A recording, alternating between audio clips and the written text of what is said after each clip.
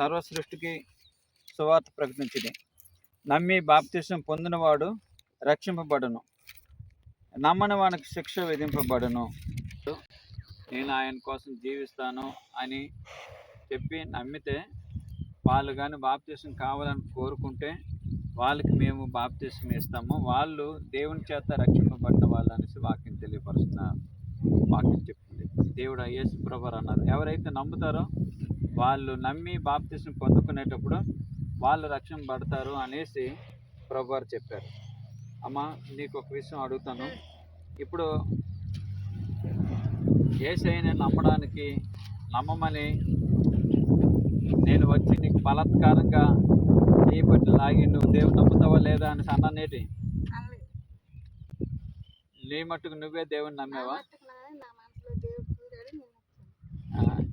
నువ్వు ఏ విధంగా యేసయ్యని నమ్మడానికి ఇష్టపడ్డావో కొంచెం చెప్తావమ్మా? దేవుడికి నమ్ముకున్న వాళ్ళ ఎలాంటి బాధలైనా ఎలాంటి బెందులైనా కళ్ళు కనబడడం కళ్ళు ఇచ్చినాడు, కాళ్ళు లేని కాళ్ళు ఇచ్చినాడు, అన్ని రకాలు. దేవుడికి నమ్ముకుంటే ఇలాగే కథ బాగుంటుంది. నాకు ఎందుకు ఇన్ని కష్టాలు? ఆ దేవుడికి నమ్ముకుంటే కొంచెం నా కష్టాలు ఏం తొలుగుతాయి కదా అని నేను నమ్ముకున్నాను.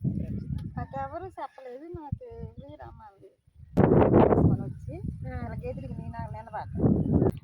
తిండి మనీ సరికి ఏటనుకొని నెగ్గిపోయాను. యేసు ప్రభువుని నమ్ముతున్నావు కదా, ఎవరైనా తిట్టినా దూషించినా ఎవరైనా విమర్శించి నీకు మాటలు ఏమైనా అనేటప్పుడు మరి నువ్వు యేసయ్యని విడిచిపెట్టి వెనక్కి వెళ్ళిపోతావా, లేకపోతే యేసయ్య కోసం ఉంటావా? అయితే మేము కోరండి నీకు బలాత్కారంగా ఏమి చెప్పడం లేదు కదా, నువ్వు రా అనేసి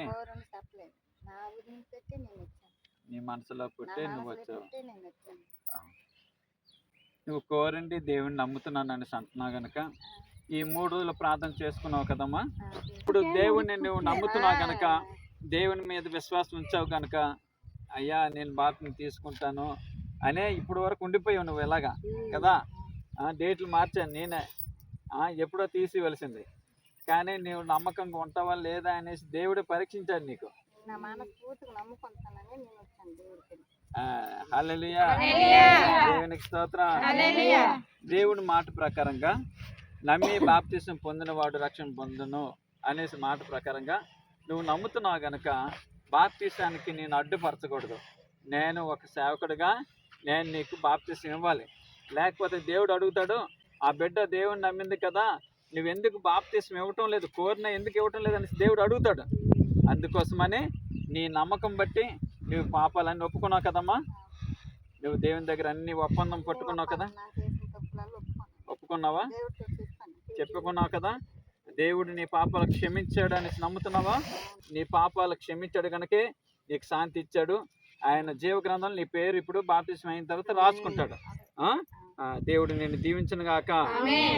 ఆ తల్లి ఒప్పుకోవడం బట్టే నేను బాప్తిస్మం ఇస్తున్నాను గనక దేవుడు ఆ బిడ్డని దీవించి ఆశించును గాక. ఆమేన్. మధ్యన పాస్టర్ గారు ఉన్నారు. యేసయ్యే దేవుడని ఊరంతా దండోరా కొట్టు. యేసయ్యే దేవుడని ఊరంతా దండోరా కొట్టు.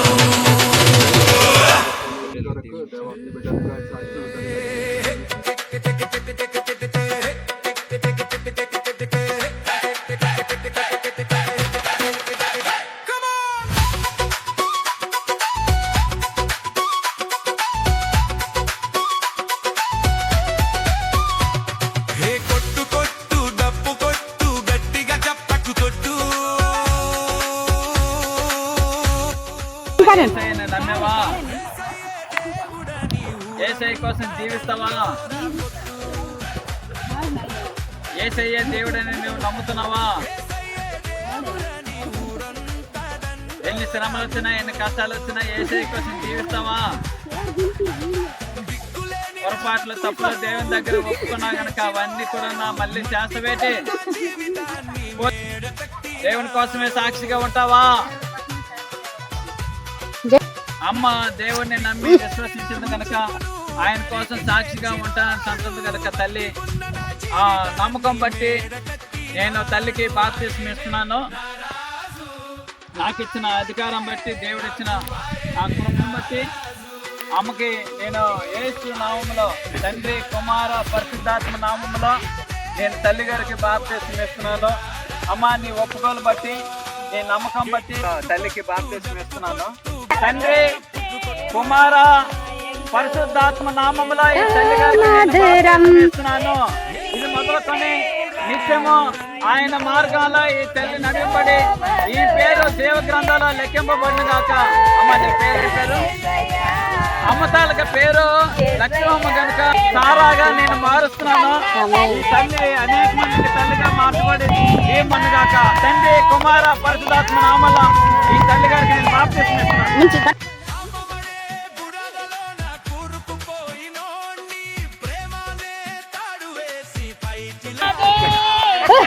నాయన పరిశుద్ధ తండ్రి మీ నామమున చెల్లిస్తున్నాను.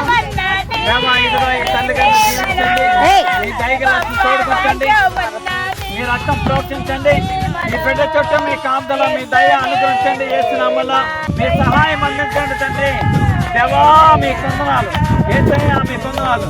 మీ దేవుడు మీ కృప బిడ్డకు అనుగ్రహించి నడిపించుకొని యేసు తండ్రి పాదాలు పట్టుకుని చిన్న ప్రార్థన సమర్పించుకుంటూ వేడుకుంటున్నాం తండ్రి. ఆమేన్.